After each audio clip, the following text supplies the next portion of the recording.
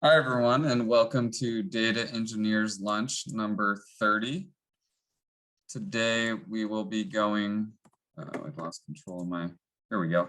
Today, we will be covering Databand, a comparison of the free and paid versions. Our junior engineer, Stefan, will be taking us through the initial portion, and then we are going to have a demo presented by Josh. Sorry if I mispronounced your name, Josh. Ben Emram, co-founder and CEO at Databand. I have links to his LinkedIn here as well as their homepage. The organizers for this event are Rahul Singh, Arpan, and myself.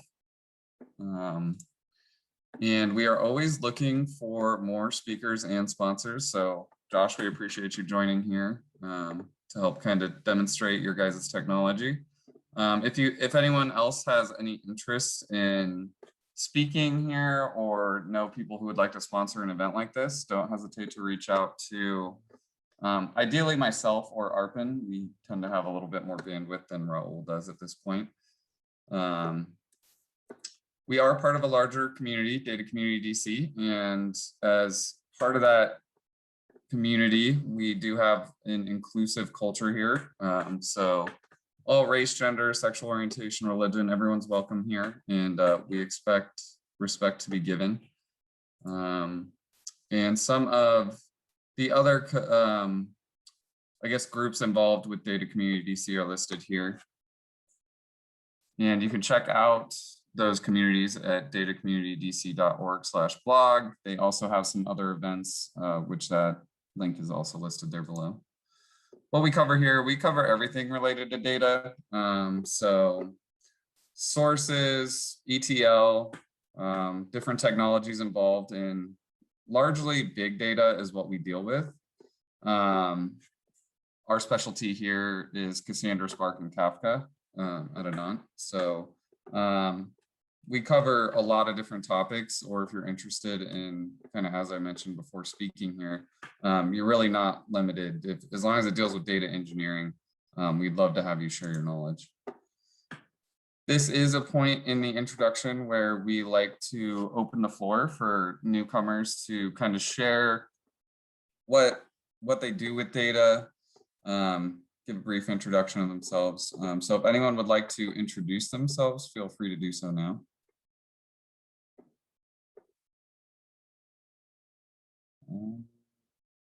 No one, and I know Josh, you're going to be speaking later, so you can introduce yourself later. That's fine. Sounds good.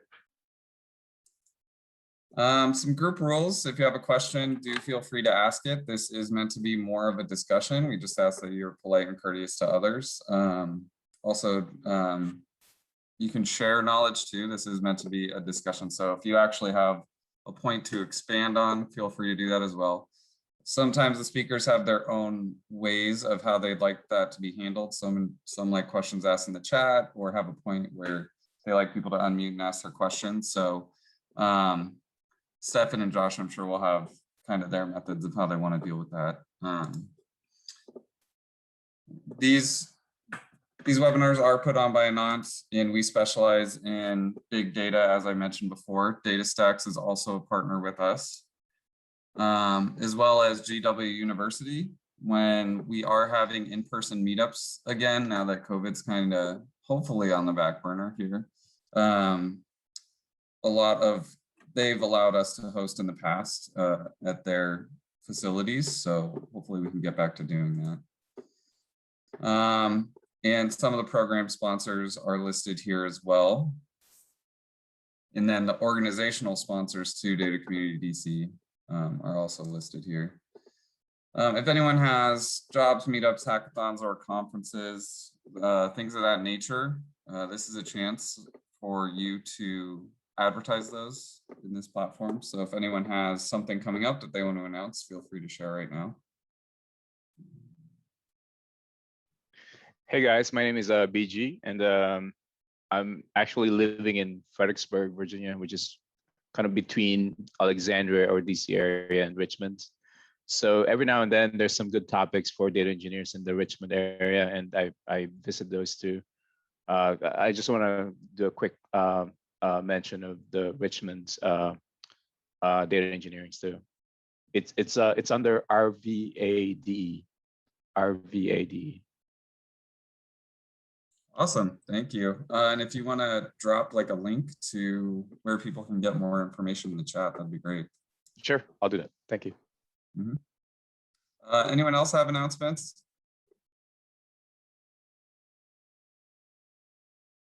I'll take that as a no, move on. So kind of our own personal announcement, Anant is hiring. Full-time or part-time positions are available for data platform operators, engineers, and architects. You can find out more at careers.anant.us. So some upcoming topics we're going to be covering at Data Engineers Lunches, using Spark, Cassandra, and Elasticsearch for data processing, as well as some tools and methods to converting JSON to CSV. Not mentioned here is Cassandra Lunch. This is our kind of sister meetup to this event that occurs every Wednesday at the same time, 12 p.m. Eastern, where we tend to cover more things specific to Cassandra. So that topic's a little more focused, or that webinar is a little more focused than this data engineers one. And with that, I will pass it over to Stefan, so he can begin his presentation.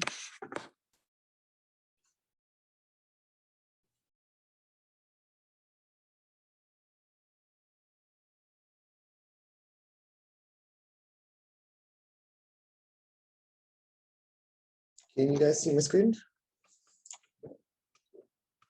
Right? Josh? Okay. Yes, I can see it. All right. So, hi everybody. My name is Stefan, and I'm a software engineer here at Anant. And today I'm very excited to present this great tool that I found, Databand. So, I'll be going to the presentation, and then at the end, we'll have a demo, which will be presented by the CEO of Databand. And if you have any questions about the software at any point, just feel free to unmute and ask us, and we will try to answer it as much as we can.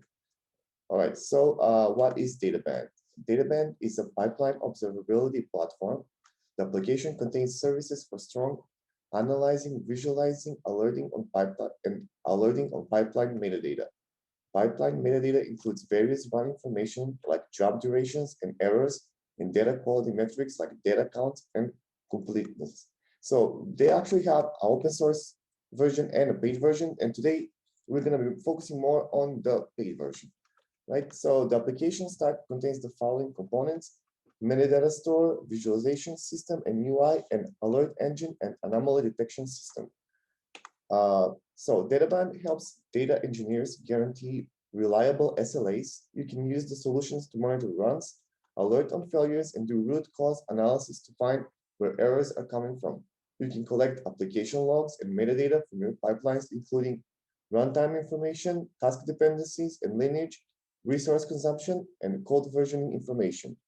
If you're using an orchestrator such as Apache Airflow, Databand can sync metadata from the Airflow database and provide you deeper insights and utilities for monitoring your DAG health, for example, alerting on anomalous runtimes.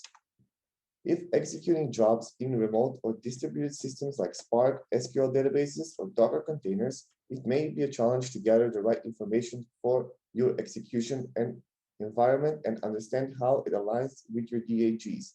This can lead to information silos that slow down debugging, RCA, or even create inconsistencies between systems.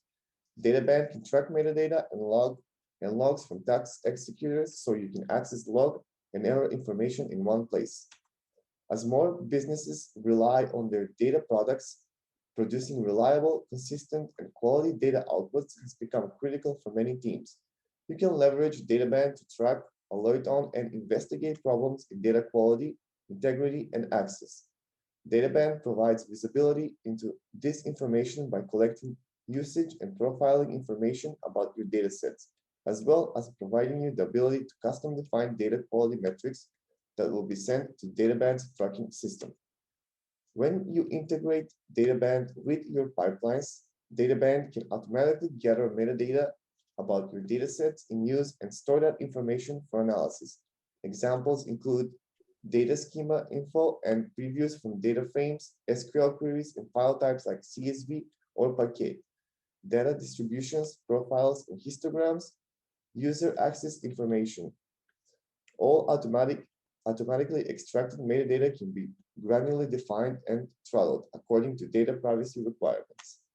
So we have user-generated metrics. Every organization's data is different. You're also free to define custom metrics about your data sets through Databand's API. This, of course, can be used in addition to or instead of automatically extracted metadata.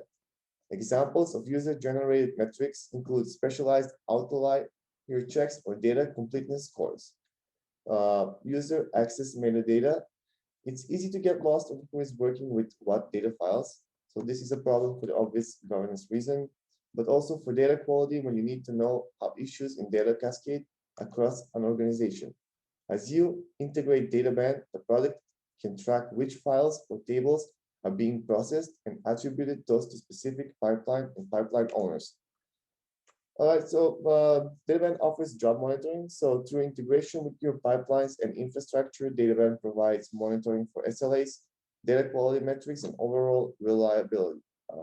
You can use Databand to monitor pipelines of any size or complexity across multiple orchestration systems. For example, Databand can centrally monitor DAGs across any number of orchestration, example Airflow, instances, providing you a single pane of glass for all pipeline operations.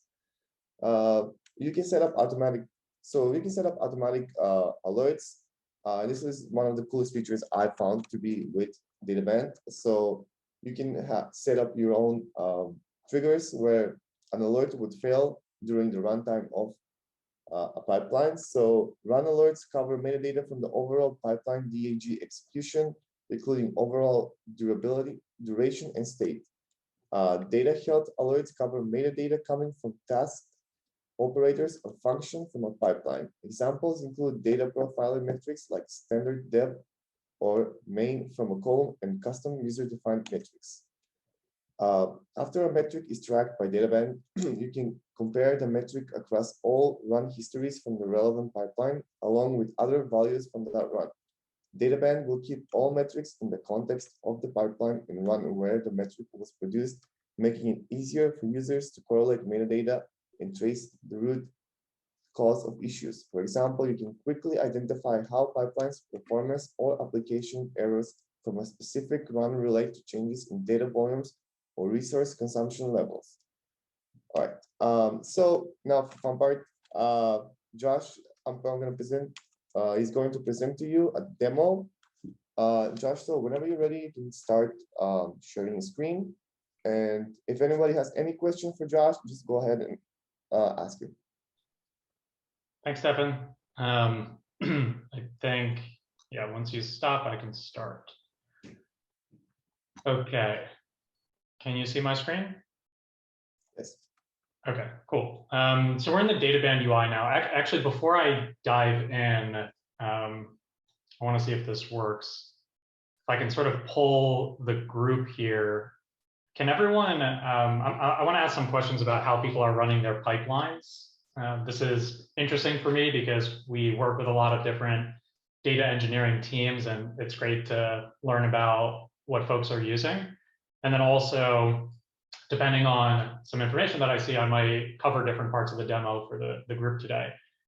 So can everyone give a thumbs up in Zoom if you have data pipelines that you're managing as data engineers? So like, do you build and run DAGs? I want to start there. Okay. See a few folks thumbs upping. Let me ask it the other way around. Is anyone in the group here today that does not yet have DAGs that they run on a schedule or an automated basis? Is anyone before that state within their data team where things are being done a little more ad hoc? Okay, so Steve there. Okay, cool. So that sets good context for me. What Databand is mostly going to be used for is in teams that have some pipelines that are already running. And what we're going to do is layer in to that infrastructure and basically make sure that everything is running as you expect it to. So what we want to do at the end of the day is help data engineers create trust in their teams for the data that they're producing. What we want to avoid, what we want to help teams get out of, is this mode of operating where it's always the analysts or the data scientists or the CEO of the company, someone in business, that's raising hands all the time saying, hey, this data looks really weird or something's broken. Can you go check this out? What we want to do is help engineers get into more of a proactive posture for being able to call out when those issues are happening. It's really all about being in a state where you can create more reliable data products and optimize how your pipelines run. And hopefully, as I go through the presentation of our solution, this demo, you'll get a feel for some of the ways that we're enabling that.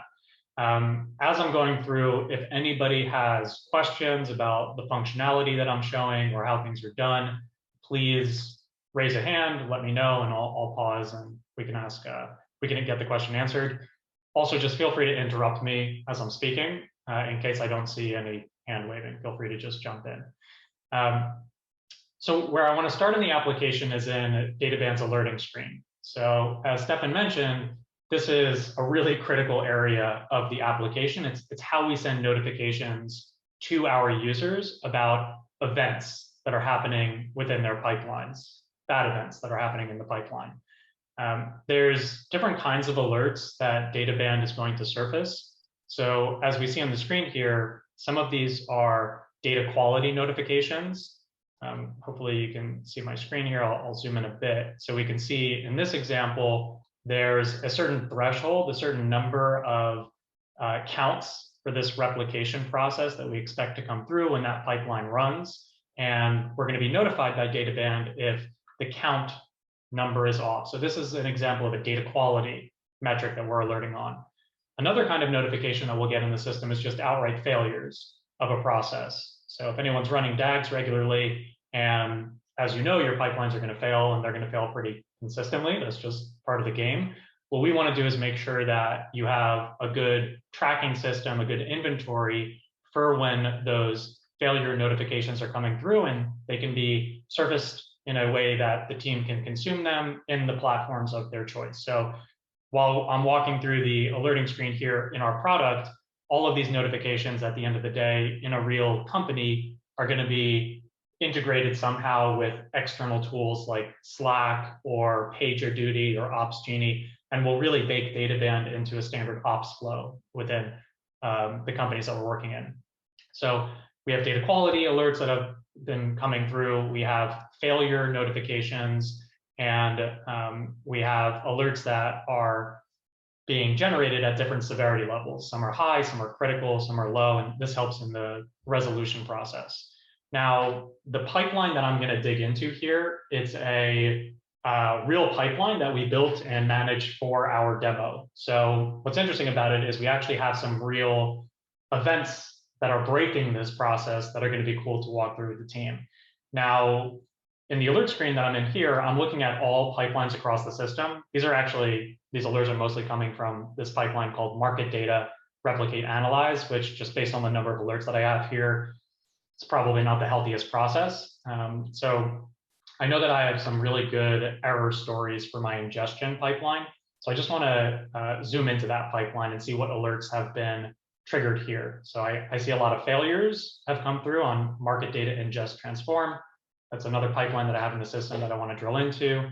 And I also have a duration alert, which will get fired if I have a really, really long running process or an anomalous short running process.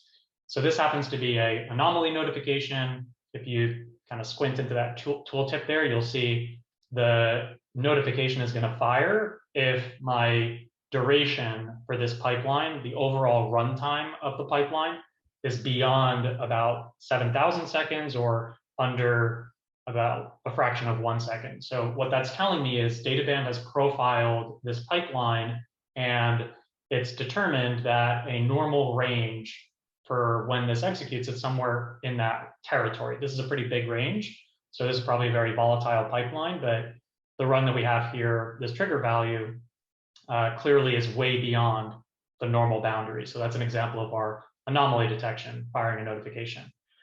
Now, what I want to do as a next step here is I want to analyze this pipeline a bit more, because clearly we have a lot of failures on it.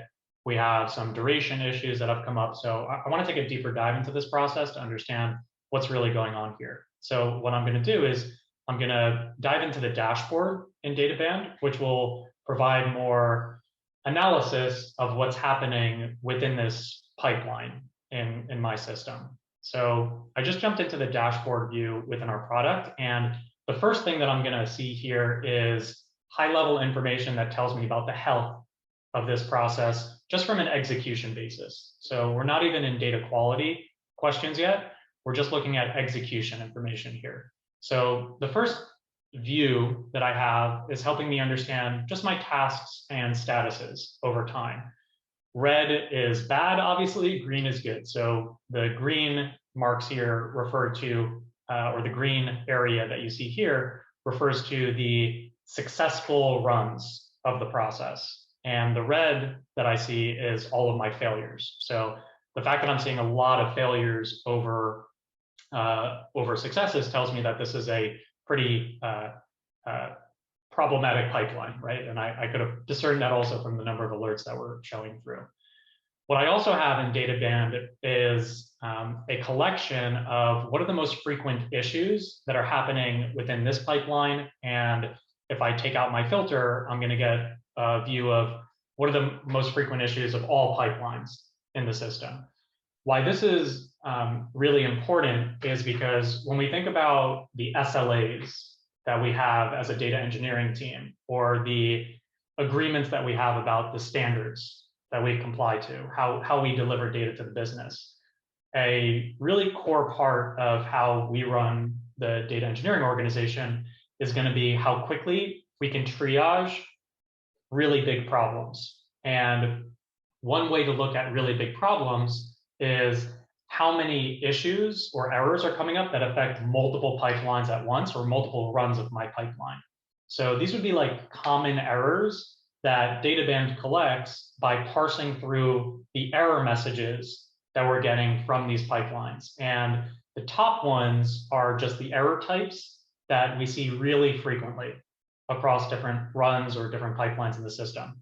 So the top ones that I have here are, I have a key error that's been happening almost 20 times. And I have a value error that's happened 9 times in this window of time. I'm looking at a window of time here for this pipeline. So again, if I remove that pipeline filter, I'm going to get this information for all processes in the system. So you can see here, we have another exception coming from Apache Airflow. That's a system that we use to run our pipelines in the demo. That's occurred across a few different pipelines in the system. But let me dive back into our demo process, market data ingestion. I'll take a quick pause in case anyone has questions on what I've shown so far. I'll take a 5-second pause here for anyone to jump in. Okay, cool. I'll keep it rolling. So going down our list here, I actually, in a second, I'm going to jump into some of these errors and describe how Databand can help resolve them and get to the root cause, that RCA that Stefan mentioned, and how our system makes that debugging process a lot faster for data engineers. But lower down, what I just want to point to is some of the metrics that we're monitoring as well for this pipeline. So some of the metrics that we're looking at are duration. So what is the actual timing of all the different runs of this process? And we can layer on our anomaly detection to call out what are the anomalous runs in there that we may want to double click into and really zoom into. There's also some data quality metrics that I'm monitoring here. So one of those is the unique records of the key that we're using within a data table that this pipeline is working on. And that's like a critical data quality metric that we want to look at, because for the main key that we're using within the data table of this pipeline, we want to make sure that there's alignment between the number of unique values and the total number of values in that key, so that we don't run into any issues when we're using that in joins or other operations that analysts may do. So one metric that I'm analyzing here in the pipeline and keeping track of is the number of unique IDs in that column of our data set. This happens to be stock data, not really important for the sake of the demo, but that's why you're seeing names like tickers, which we use for our key. And then I'm also looking at the total counts of that column in the data set. So what I'm looking for here is when there's misalignment between the unique counts and the total counts, which seems like it's happening a lot in this data column. So that's going to be an issue that I want to really zoom in on or alert to my analysts who may actually be working with this data downstream. But a couple examples of the data quality metrics that we're monitoring. And just like we have anomalies that can trigger based on our duration, which is like a performance metric of the pipeline, that helps us understand if the data is going to get delivered on time.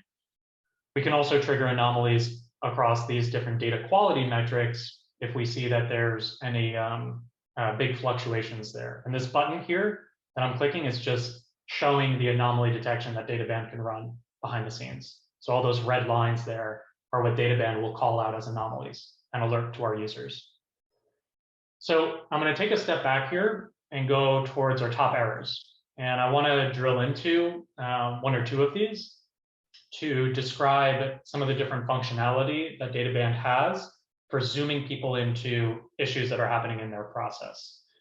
The first error type that I want to zoom into is this key error that it looks like has occurred 18 times in this window that I'm looking at for this pipeline, where we have a lot of failures in the process. So what I'm going to click into is the last seen time, which comes from my market data ingest pipeline. And we could take a deeper look here to see what's going on in the process. I'm just going to zoom in a bit to grab this so people can really understand what's happening in this log message. So before I begin diving into this log, what I want to do, actually, I'll take a step back out again, just give a quick visual indication of what this pipeline looks like. So it's a really simple process. It's ingesting some data, it's taking data from an API, it's doing some transformations, and then it's loading data to some different locations in S3 in this case. That's our data lake. So this is what the pipeline looks like. Red here is telling me that it failed on this step, transform raw API data execute. I'm going to close that so we can zoom in a bit more to the log message here. And it looks like the log that we're getting back, this key error, which our dashboard a second ago showed us is happening a lot within this process in a lot of recent runs. The key error that we're getting is that there's full-time employees. That looks like a column from a data set that we're reading, which is not an index. So it looks like our code is trying to grab this column, which may not be within the data, right? And we're getting this failure because of it. So what I can quickly do in the system, so just first point of value in our product is being able to grab that kind of information, those really frequent errors, and show them to the data engineer immediately when you're trying to investigate the root cause. So with a lot of our clients, that's a big piece of value because we're saving data engineers the time of possibly sifting through dozens of different log files from a pipeline like this to be able to understand what's actually causing this problem. But we can go a lot deeper than that. So the next thing that I want to check, because Databand is also collecting data quality metrics and information about the data sets that are being pulled in by this process. The next thing that I can check is, so the error message is telling me something weird about that full-time employees column, full-time employees, not an index. I want to check if that just exists in my data that I'm reading into this process. So what I'm going to do is I'm going to go into the schema here. This is a preview of the data that we're working with in the pipeline. And I want to see, checking my schema in my columns, if full-time employees exists. And I do not see it here. So I just ran a quick search just in my browser to see if that column exists within the schema of the data that we're reading into this pipeline. And the data set, the column is just not there, right? It doesn't exist in the data that we're pulling in. So now I've cross-compared that error that I'm getting from the data that we're actually reading in, and things are starting to sort of line up here.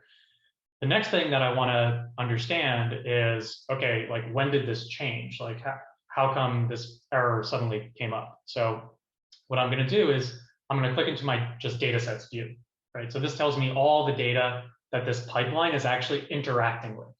And what Databand is telling me here, starting off with just the high level information, how much data is being read, how much data is being consumed, and how much data is being written by this pipeline. It's telling me how much information is being, or data sets are being touched here. So what Databand's saying is there's 10 total operations that's being done by this pipeline, 5 total data sets. Some are reads of data sets, some are writes of data sets. And here's the total number over time. So now we're also looking at a trend here. So I can see in this current run, a lot of data was brought in compared to history, but we do have that issue that came up with our schema. So what I can do is I can click into one of our data sets here and look into the history of this process and see if I can go back in time basically to understand what did this data set look like originally or earlier on in history. So what I want to do is grab this schema, and I can actually see that just off the bat that the number of columns here, 60, is different than what I saw in my view a second ago related to this schema. And if I look for that full-time employees, so here we go. So what this is telling me is earlier on, I'm just looking at sort of historical views of when I was working with this data set. Earlier on, I had this full-time employees column that existed in the data.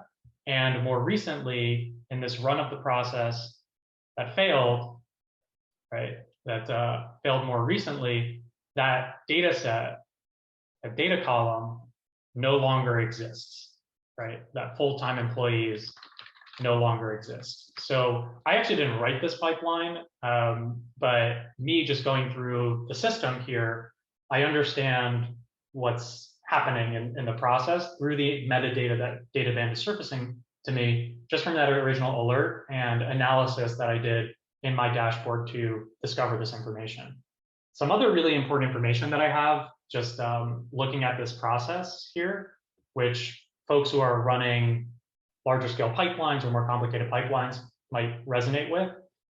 I can see that there's a lot of times here where no data is actually passing through the pipeline. So if I cancel out my reads here, this is just showing me the writes of the process historically, and reads of the process over time. They don't really, it looks like they should more or less line up here. There's a little bit of fluctuations between the two, and there's certain executions here that are just not interacting with any data at all. And what's important for me also to see is even when the execution completes, which is what it's saying here, like this is saying that, let's say the Python code actually ran to execute this query or to execute this function, which is pulling data. There's certain circumstances here where no data is being pulled through, even when the query or the execution successfully completes. And that's a really big other important information piece that Databand is telling me, because I might have pipelines in this system which are successfully completing, in which case my job orchestrator like Airflow or my execution system like Databricks or Spark, it might tell me that everything is working okay in those systems, but at the data level, no data is actually passing through, which is a really important insight for our users to get so that they can notify analysts or data scientists that something's wrong in the system, that data is not being updated. So this is really where we want to help users start, is understanding what's the overall state of your pipelines? How does that relate to the overall state of your data sets? Like how much data is being worked with, is being read, is being written? Are we crossing those basic sanity levels, those basic standards that data is being produced? And then going into deeper data quality information, what does the data actually look like when it's coming through? And Databand's capabilities there relate to this ability to look at things like schemas and also discrete data quality metrics, like we covered in our dashboard, related to the uniqueness of different columns or the total counts of different columns, and how those trends might be changing over time. Okay, I'll take a pause there. Let me know if any questions came up from the group so far from what I've showed. Okay.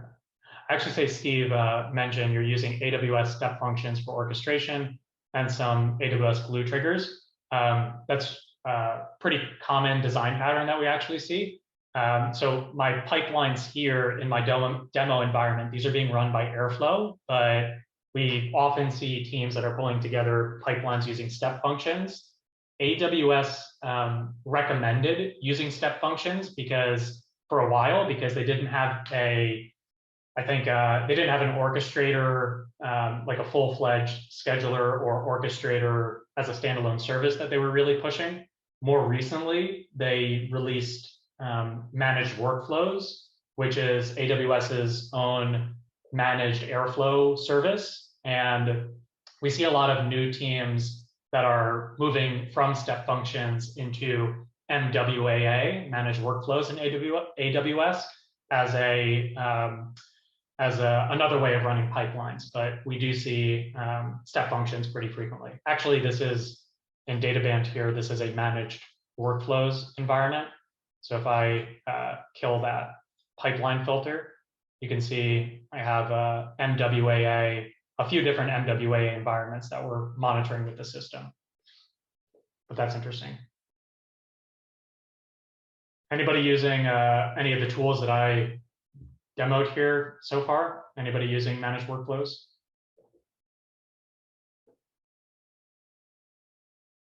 Okay, cool. All right, well, I'll take another poll question. Curious if the group here has any tools that they're using currently to monitor and alert on pipelines. Maybe give a thumbs up if you have any sort of alerting system set up on the kind of functionality that I walked through today. Is anybody using PagerDuty or Grafana, CloudWatch, Datadog, any systems like that for monitoring pipelines? Looks like no. Oh, yes. Okay. BG is using something. Cool. All right. Well, another way of thinking about what Databand is doing is we're essentially building a Datadog for data pipelines. So something that's really specialized for data pipelines. What makes us really different than a tool like Datadog is this notion of us having the context of the pipeline itself. So here's another pipeline in our system. So us being able to say in our system, here's the overall pipeline, here's the data that's going into the process, here's the data that's going out, here's how this pipeline reacts to other pipelines. So relative to Grafana and CloudWatch, for example, our system is going to just be a lot more specialized to be able to bring information into a useful context. So we have those time series charts that you might get from Grafana, but in a way that's sort of baked into the pipeline context. And what that allows us to do is really quickly go through all these stages, right? How does the performance information of a process relate to the data quality information that a process is responsible for? And how does that plug into your overall ops infrastructure? Grafana and Influx DB is interesting. Yeah. Very good. Well, maybe I'll describe a bit how things work between the open source and closed source levels of our stack, and then can open this up for more questions or hand it over to Stefan again to take the mic as we wrap up. So on the open source versus closed source question of Databand, I'm going to flip into our docs project here. So there is, Stefan showed this diagram as well. So there's two levels to our platform. There's our open source, which is called DBND, just take the vowels out, basically, of Databand, and the application, which sits on top of it. The open source level of our product does really two things. There's the tracking aspect of it.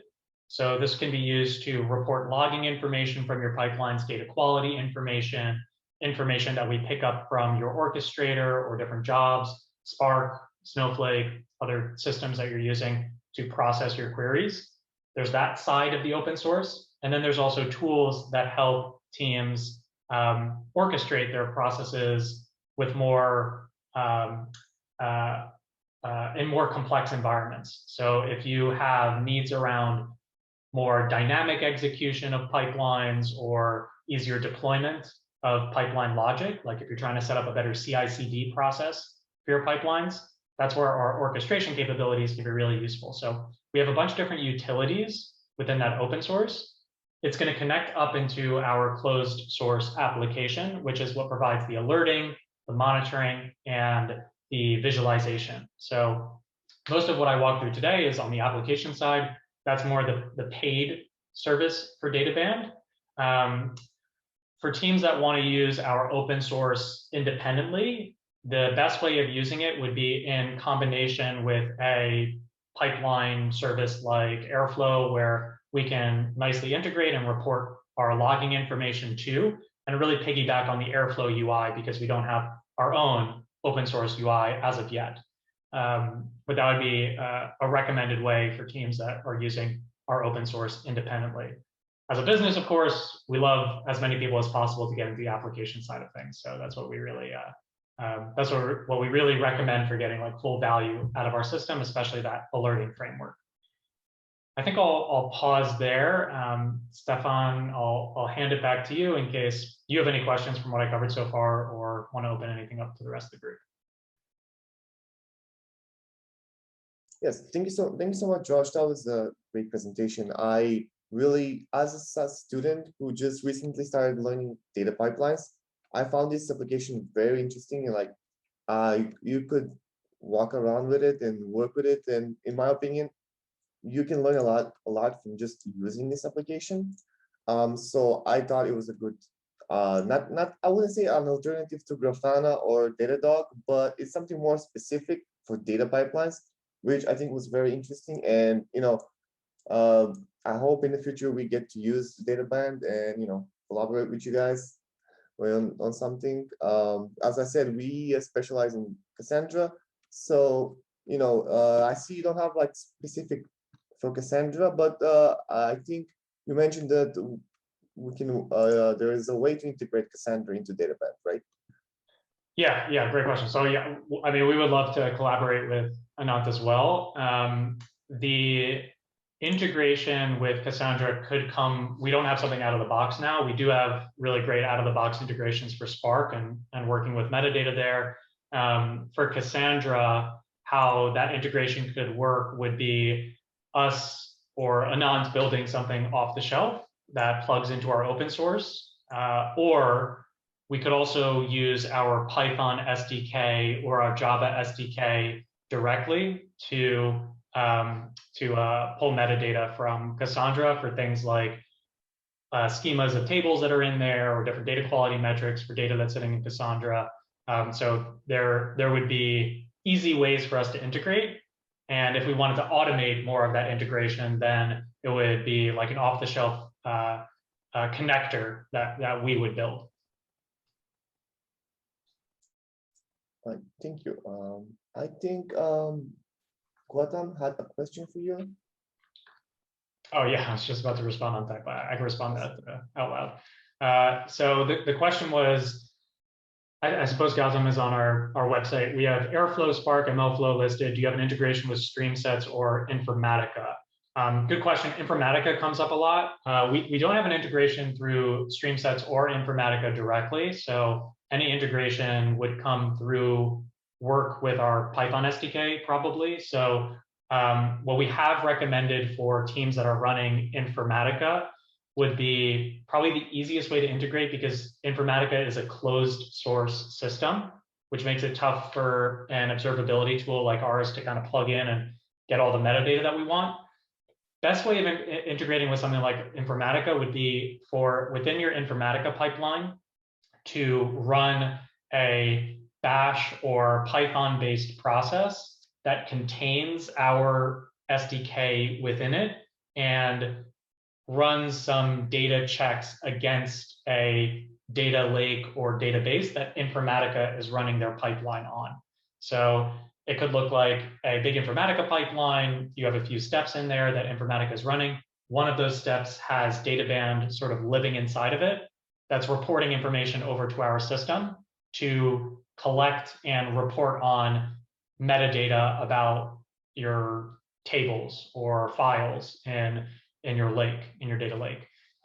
Another way that we would recommend working in an Informatica environment would be to sort of monitor what's happening before Informatica runs or after Informatica runs, but we don't have that direct integration to it like we do with other open source systems that we can tap into directly. I hope that answers your question.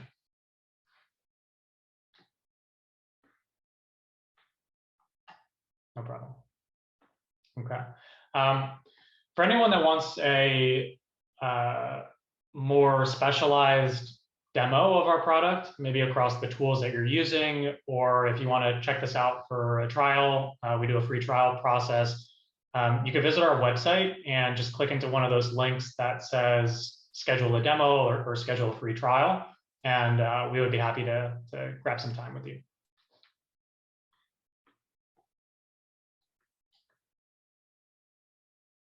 Well, thank you so much, Josh. If anyone has any questions, go ahead. And if not, I think we can close it up here. Do you mind describing, we're using Snowflake as a warehouse. Do you mind describing the features that are available in Snowflake? Do you have to summarize all tables individually, or is this something that you will pick up from the schema? Yeah, great question. So it depends on how those pipelines are constructed. So like what is running those queries on Snowflake? Are analysts just querying against it ad hoc, or are you using anything like Snowpark to run queries or Snowpipe, or are you using something like Airflow to schedule processing? We're using Airflow for transformations, basically. Okay. Yeah. Okay, so a couple entry points that we can have, depending on the information that you want. Some of these are going to be more automated, and some of these are going to be more explicit, depending on what you're looking for. So if, for example, you have I'll start with the explicit. If you have a data, like a business metric that you care about, that is getting populated into some tables. So for example, you are a e-commerce company and your business really cares about shopping cart size.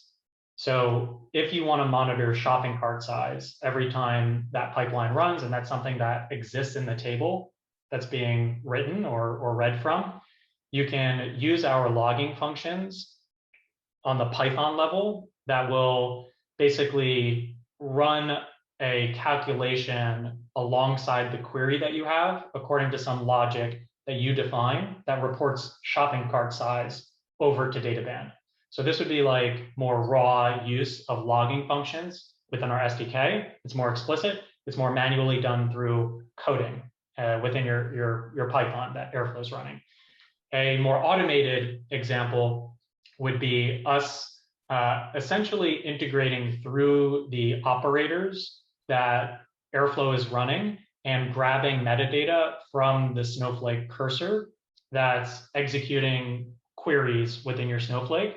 And that allows us to grab in a more centralized way and in a more automated way metadata from any table that you're interacting with. So that would be like the schema information, the volume of data that's being read and written from different tables, and potentially deeper levels of data quality metrics if you're interested. So that would be more automated. And that's going to look a little different. How that automation works, it's going to look a little different depending on different organizations, because even people that are running Airflow and Snowflake, there's usually some nuances in how those operators actually look. Does that answer your question? I think so. Just to confirm, you're leveraging the existing session connection session and you're retrieving whatever metadata that you have from that, as opposed to, like some companies are actually looking at the query history and inferring from, like from Snowflake directly and building, reportings from that. Yeah, Is that that's a really good distinction. So like we think about this as data in motion versus data at rest. That And makes sense. what we're more specialized towards is looking at data in motion. The reason why, like what's happening in the actual queries, the reason why we like looking at that is because if something breaks, it's breaking because of some process that's not running effectively. And if we can find that in the process, in the execution, we can focus your attention there a lot faster to proactively find the issue before it shows up in some table somewhere, and to explain what happened if we're looking at something retroactively. We are looking at the trend over time of this information. So if we're building profiles, I think in a similar way. So like if we see, we're watching this pipeline, it's running queries against Snowflake. Every day it's pulling in about 1 million records of data, 100,000 records of data. We trend that over time and we'll call out anomalies based on that in a similar way, but we're looking mostly at the data in motion. We do have capabilities that we're releasing soon to offer data at rest monitoring as well, but you're really going to get like the full value of our product if you're looking at both of these next to each other. Thank you. Sure. Good question. Any other questions? Okay.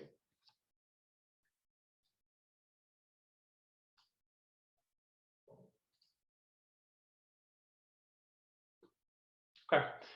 Well, if anyone does have any other questions, you can feel free to contact us, ask for like a more technical session as part of a demo.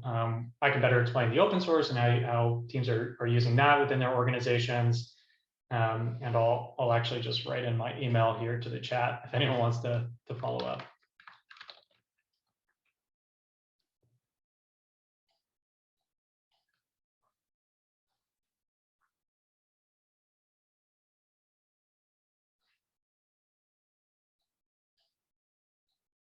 Cool. I think back to you, Stefan. Want to close out? If nobody has any questions, then I think we will be closing. We're almost 2 minutes from it. So thank you so much for taking the time to present this. And yeah, hopefully we get to collaborate for something in the future. Sounds great. Thanks, Josh. Thanks, everyone. Thank you.